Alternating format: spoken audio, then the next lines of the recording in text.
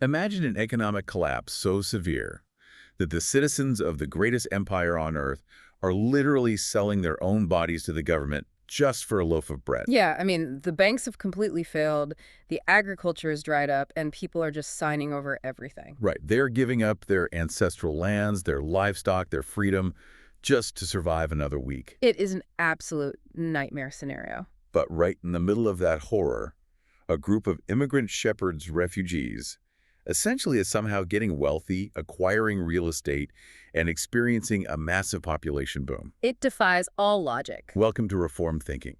I'm so glad you were joining us for this deep dive into the source material. Yeah, we have a really fascinating discussion lined up for you today. Our mission today is to unpack a short but absolutely monumental text. We are zeroing in on just two verses, Genesis chapter 47, verses 27 and 28. Right. And we are looking at theological treatises regarding this specific passage to uncover the massive theological weight hiding in plain sight. So, why don't you set the stage for us by reading the text? Gladly. The author simply notes, and I'm quoting here, "And Israel dwelt in the land of Egypt, in the country of Goshen, and they had possessions therein, and grew and multiplied exceedingly.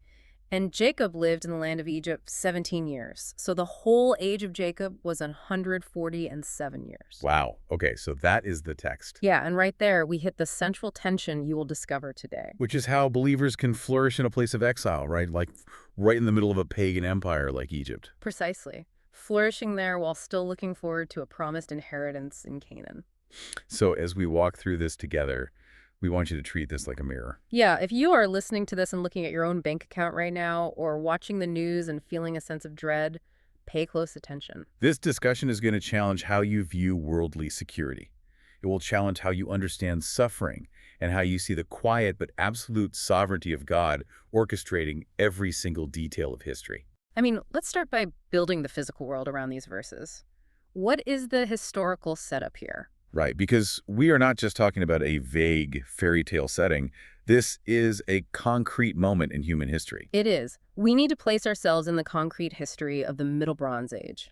So we are looking at roughly, what, 1876 BC? Yeah, 1876 BC. This is the era of the Middle Kingdom of Egypt, highly likely under the reign of Pharaoh Senusret III. And the geopolitical situation is just completely catastrophic. Total economic collapse due to a devastating 7-year famine.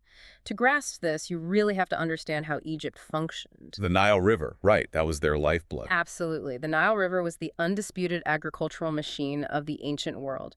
Egypt did not rely on rainfall like Canaan did. They relied on that annual flooding. Right, the inundation. It deposited rich silt onto the land, making it the absolute breadbasket of the region. But for 7 consecutive years, the Nile is failing to produce the necessary volume of water for irrigation. So the surrounding nations are starving to death, the ground is cracking, the air is thick with dust and desperation. And right in the middle of this widespread death, we find the patriarchal family migrating into the northeastern region of the fertile Nile Delta. A place called Goshen. Goshen. So they're not moving into the metropolitan centers like Memphis or Thebes. No, they are not setting up shop in the shadow of the palaces or the massive temples. They are on the absolute outskirts. Okay, let's unpack this a bit. Sure. It feels like Goshen is functioning as an incubator. Think of a premature baby's incubator in a neonatal intensive care unit. Oh, that is a great analogy, or a strict quarantine zone in a laboratory. Right. The surrounding environment is deadly, full of disease, or in this case, full of pagan idolatry. And this family is placed in this hermetically sealed container. But the big question is why? Yeah. Was God isolating them just for agricultural reasons, to give them good grazing land with some leftover moisture? Or was something else happening beneath the surface? That is the big question we need to ask when looking at the text. It was absolutely about more than agriculture. Okay, tell us why. Well, the Egyptians considered shepherds to be an abomination. Culturally and religiously, the mainstream Egyptian elite viewed nomadic livestock herders with absolute disgust. So there was intense cultural prejudice. Massive prejudice. The Egyptians were a settled, highly structured agrarian society. They looked at nomadic tent dwellers as barbaric. Plus there's a religious element too, right? Oh, definitely. The Egyptians worshipped various livestock, bulls, cows, rams, as representations of their deities. And the Israelites made their living breeding, slaughtering, and eating those very animals. Exactly. I mean, absolutely. So God intentionally used this cultural prejudice. Goshen was a divinely ordered preservation chamber. Ah, so the isolation kept the covenant family from assimilating into the pagan pantheon of mainstream Egypt. Right. If they had moved into the heart of Egyptian society, intermarried, and adopted their religious practices, the unique identity of the covenant seed would have dissolved completely. So God provided food, yes, but crucially, he preserved their distinct identity by using the Egyptians' own racism against them. That is heavy when you think about it. God is utilizing the cultural prejudice of a pagan empire to build a wall of protection around his people. The Egyptians want nothing to do with them, and that very rejection is the mechanism God uses to keep his people pure. It is a stunning display of divine sovereignty over human sin. If we connect this to the bigger picture, this brings us straight back to Genesis chapter 15, verse 13, doesn't it? It absolutely does. God told Abraham decades earlier that his descendants would be afflicted sojourners in a land that was not theirs. So this entire migration down into Egypt was not a climate crisis detour. Not at all. It was not an accident of meteorology. It was the precise execution of a divine decree. Secular historians might look at this era and see a nomadic tribe migrating to survive a regional drought. But biblical theology recognizes this as God moving the massive geopolitical chess pieces of human history to fulfill his covenant promise. The famine, the prejudice, the geography, it is all acting as an instrument in the hand of God. Which brings us to a massive, shocking contrast in the text. Yeah, to truly grasp the quiet peace of verses 27 and 28, you have to look at the economic carnage in the verses right before it. Verses 13 through 26 read like an absolute nightmare of centralized governmental overreach and societal collapse. The economic collapse detailed in those preceding verses is staggering to read, even thousands of years later. You have the native Egyptian population, the citizens of the most advanced civilization on Earth, starving. Under Joseph's administrative system, the people first deplete all their money buying grain from the state storehouses. And once the silver runs out, the barter system kicks in. They bring their horses, their flocks, their herds, and their donkeys. When the livestock is entirely gone, they are left with nothing but dirt and flesh. So they surrender their ancestral lands. And finally, to avoid starvation, they sell their physical bodies into perpetual state servitude to Pharaoh for bread. They are literally saying, buy us and our land for bread, and we and our land will be servants to Pharaoh. The result is a flat 20% income tax paid to a human king on all future agricultural yield. The entire nation is reduced to a massive system of sharecropping. The middle class is completely wiped out. Here is where it gets incredibly fascinating. Yeah. While the native population becomes enslaved sharecroppers on their own soil, the household of Israel is doing the complete opposite. Wait, let me just reason through this premise for a second. The native-born citizens are losing everything, and the immigrant shepherds are acquiring real estate. Yeah, it is wild. How does that even work legally in an ancient, highly centralized state? Right. You have foreign refugees showing up with nothing but their flocks. Right. And while the citizens are literally signing over their ancestral deeds to the government, the refugees are obtaining land titles. It seems like a massive contradiction in the historical record, right? It really does. It defies all legal logic of the ancient Near East. Foreigners did not have the civil rights to purchase permanent real estate in Egypt. Especially during a state of emergency where the government was nationalizing all private property. To understand how radical this is, we need to look closely at the specific language used in the Hebrew text. Let's do it. The verb used for acquiring possessions in verse 27 is quite unique. It is a nifal imperfect. Okay, what does that mean for us? Well, in its active form, the root word means to grasp, to seize, or to lay hold of something. Okay. But in the specific grammatical form used here, it carries a passive reflexive sense. It means to be caught, to take possession, to hold fast, or even to be settled. So Moses is deliberately choosing a word that denotes a secure, permanent-like physical foothold. Yes, it implies they are putting down deep roots that cannot easily be pulled up. God's unseen hand overruled the legal, cultural, and economic barriers of the Egyptian empire to give his elect a secure place. While the native Egyptians were legally stripped of their land titles, the foreign shepherds were securing an unbreakable drip on the fertile soil of Goshen. So the entire system is rigged against them legally, culturally, and economically, yet they are acquiring property. It is almost absurd. It really is. I mean, if I am an Egyptian farmer, I am watching my family farm get swallowed up by the state. Oh, yeah. And I am looking over at the Delta region and seeing these foreign shepherds expanding their territory. The resentment must have been intense. But it highlights the absolute sovereignty of God over human governments. Pharaoh might be the most formidable monarch on the planet, claiming to be a literal living deity, but he is unwittingly acting as a landlord for God's chosen people. That is a brilliant way to frame it. Pharaoh thinks he is consolidating his own empire, but the true king of the universe is using him to provide a safe haven for 70 people. Which brings up the next major point of the text. The acquisition of property is paired directly with a massive population explosion. Right, let's shift focus to that population boom. Yeah. Because land is useless if you do not have the people to work it or the heirs to inherit it. We go from a family of 70 souls descending into Egypt, and suddenly they are shifting into an embryonic nation. How does a single extended family multiply so aggressively under these conditions? We see a specific phrase here in the text. And they were fruitful, and they multiplied exceedingly. Those specific verbs carry massive covenantal weight. It is the Hebrew verbs para and raba. Right, this is the exact verbal pattern used in the Garden of Eden in Genesis chapter 1, verse 28, when God gave the creation mandate to Adam and Eve. It is the same phrase repeated to Noah after the flood, and the same promise given to Abraham when God told him his descendants would be like the stars in the sky. So Moses is signaling to the reader that the covenant promise is moving from an abstract future hope into concrete demographic reality. What was spoken in Eden is happening in Goshen. The mandate from Eden is echoing in the pastures of Goshen. It proves that God's word does not return void. But from a purely biological and sociological standpoint, the conditions for this kind of growth are terrible. And we must recognize the theological mechanism behind this growth.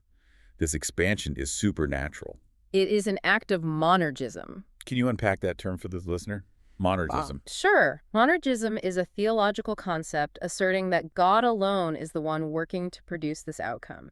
He is the single acting agent bringing about the promised result. So it is not a cooperative effort between Israel's fertility practices and God's distant blessing. No, it defies the biological and economic limitations of a fallen, starving world. The Egyptians are dying, their birth rates are surely plummeting due to malnutrition, but the covenant seed is multiplying exceedingly. The language implies an almost unnatural, explosive swarming of people. It makes me think of an unstoppable seed. Have you ever walked down a city sidewalk and seen a weed that has somehow broken through solid concrete? Oh, absolutely. Against all odds, without any visible water source, under the oppressive weight of a paved road, this green shoot just violently pushes its way into the sunlight, cracking the pavement. It is startling because the environment is completely hostile to plant life. That is what Israel is doing in Goshen. Kingdom growth does not ask for secular permission. It does not need ideal economic conditions either. It pushes through the concrete of human history because the seed itself has divine vitality. That analogy captures the reality perfectly. The concrete of the Egyptian empire could not hold back the seed of Abraham. And the growth of God's people here provides a direct confrontation to modern pragmatic systems of thought. Yeah, in the sources we are looking at today, the authors use this historical reality to launch a sharp critique of modern pragmatic church models. Often, church growth experts argue that you need to adopt the marketing strategies, the corporate structures, and the cultural language of the world to be successful. They argue that to reach the culture, you must mimic the culture. Yes, the idea that we need to look, sound, and act like the surrounding environment to gain influence, to drop the distinction so we blend in. Right. The authors point out that Israel did not grow by assimilating into Egyptian culture. They did not adopt Egyptian agricultural strategies or marketing techniques. They grew through the unilateral blessing of God while remaining culturally isolated in Goshen. True fruitfulness comes under God's promise and according to God's means. You do not need to mimic the empire to survive in the empire. In fact, if Israel had tried to mimic Egypt, they would have been absorbed and destroyed. Their distinctiveness, combined with God's sovereign blessing, was the key to their survival and multiplication. So if you are listening to this, apply that to your own context. True growth, whether it is in your own sanctification or the growth of your local congregation, comes from fidelity to God's established means. Not from adopting the latest corporate strategy. So moving forward, the camera suddenly shifts. Verse 28 gives us complete whiplash. It does. We go from a wide-angle, panoramic shot of a booming corporate nation, Israel multiplying exceedingly, to a tight, intimate close-up of a dying old man. That transition is deliberate and striking. Notice the shift in names. In verse 27, Moses uses the corporate title Israel, representing the collective nation taking root. But in verse 28, he shifts back to the personal name, Jacob. He writes, "And Jacob lived in the land of Egypt 17 years." This shift shows continuity under mortality.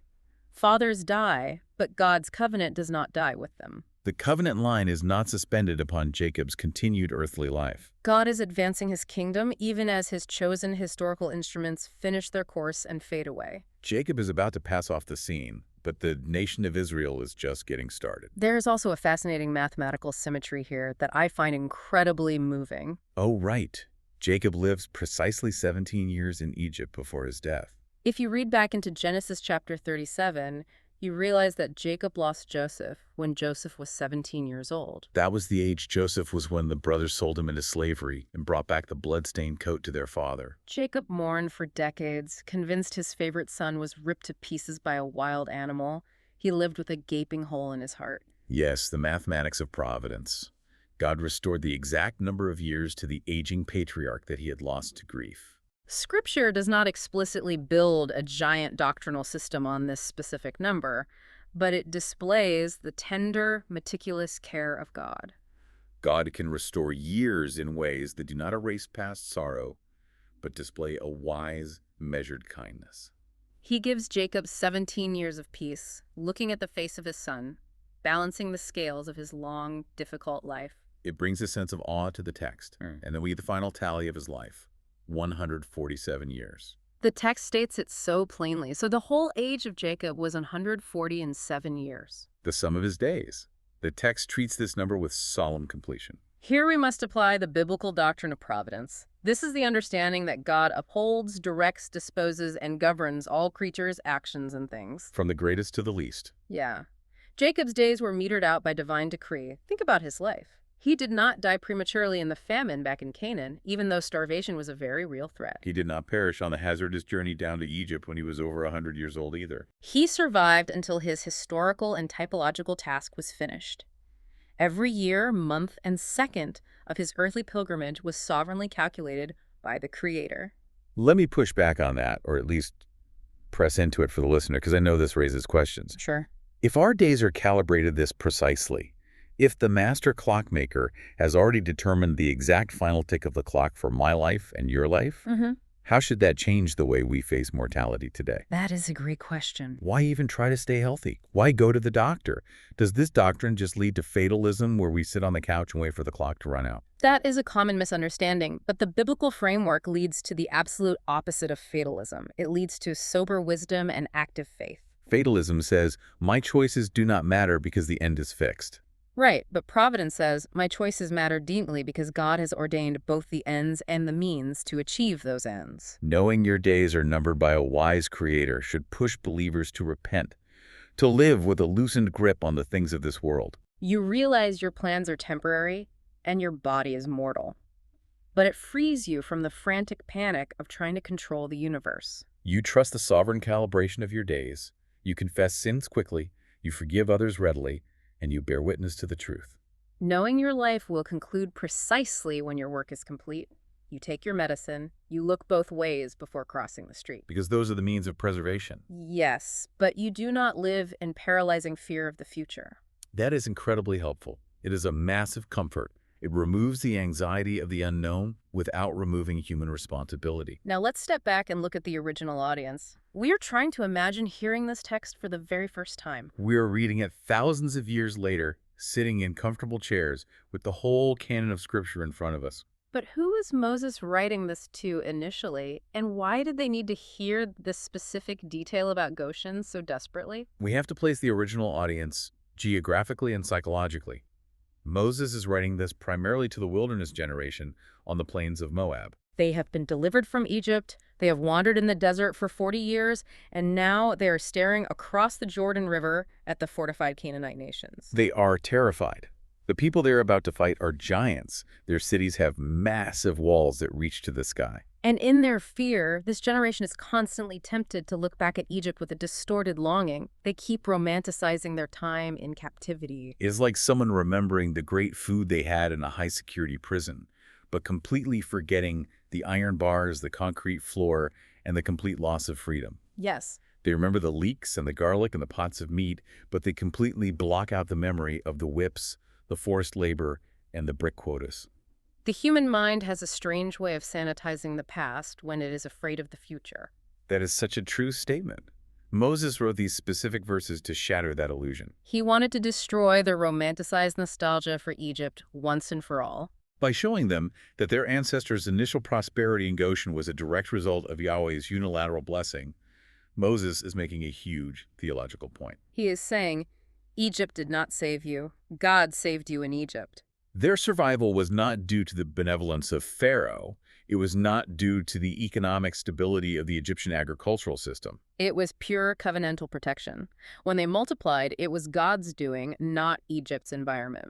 So Moses is essentially building military confidence by reading them their own family history. Right. He is saying, look at what God did back then and apply it to what you are facing right now. He is laying out a highly logical argument to build theological confidence for the impending military conquest. His premise is this. If God could supernaturally multiply your fathers inside a hostile, starving foreign empire without a single sword drawn, if he could make you explode in population while the greatest superpower on earth was collapsing financially and legally, he could certainly drive out the Canaanite tribes before you. It was designed to produce corporate confidence for the impending holy war.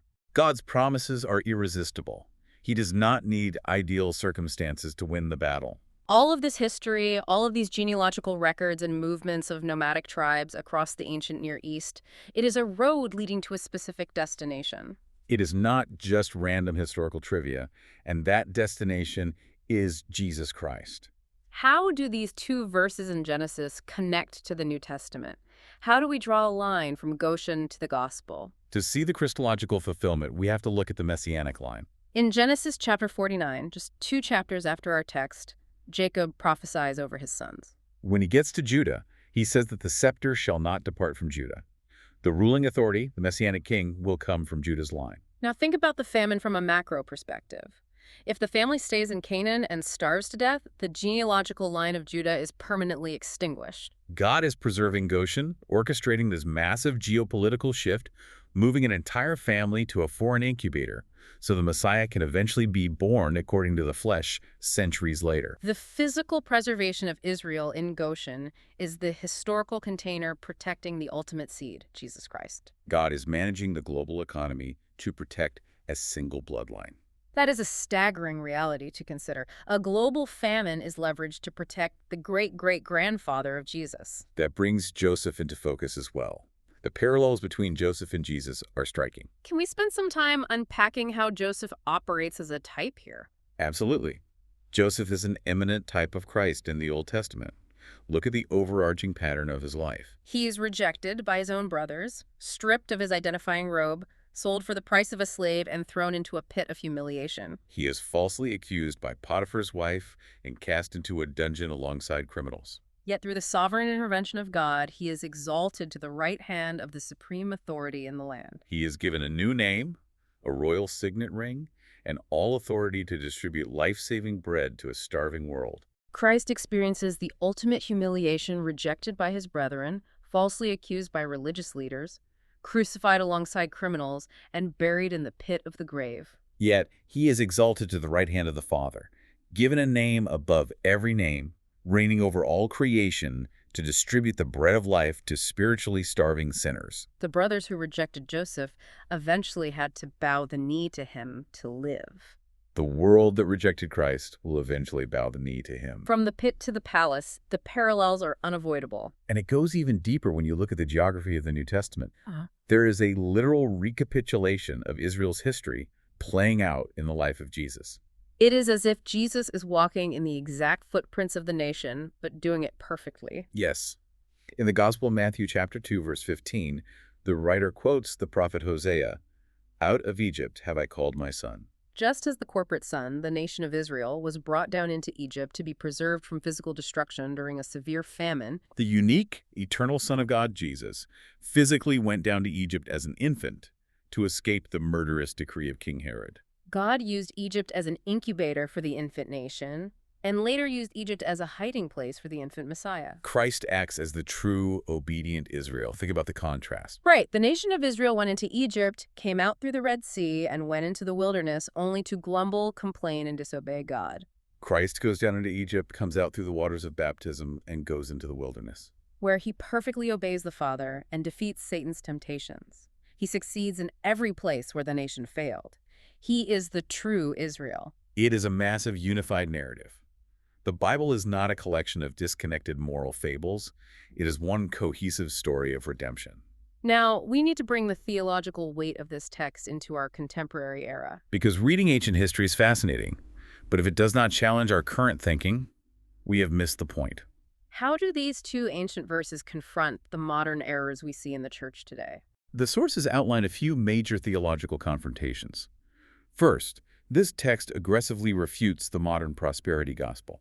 The prosperity gospel teaches that God's favor always equates to immediate worldly wealth, perfect physical health, and comfort as your goal. If you have enough faith, you will be rich and comfortable right now.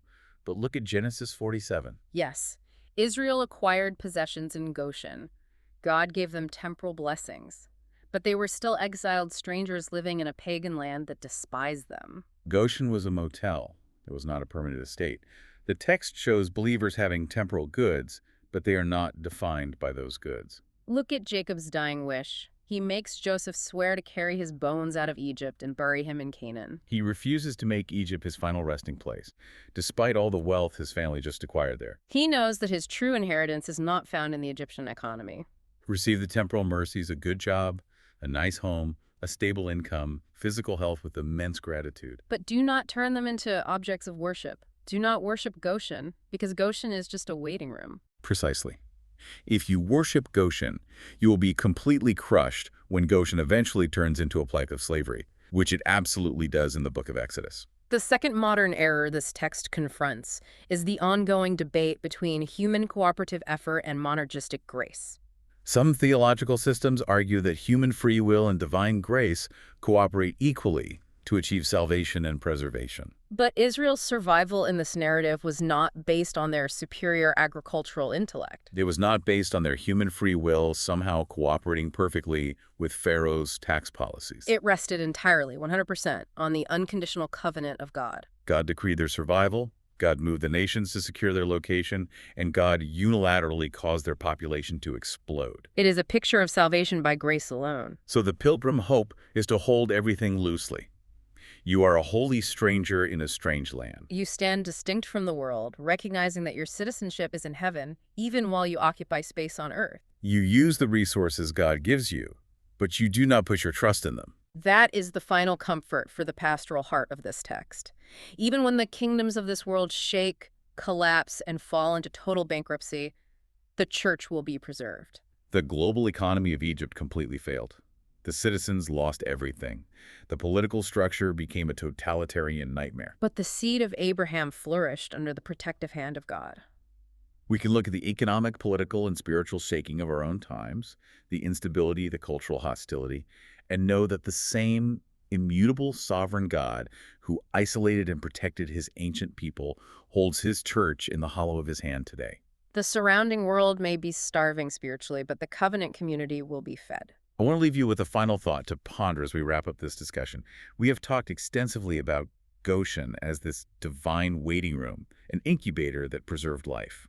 But if you read ahead to the book of Exodus, you know that this very same comfortable refuge eventually turned into the site of bitter, brutal enslavement under a new Pharaoh who did not know Joseph. The place of blessing became the place of bondage.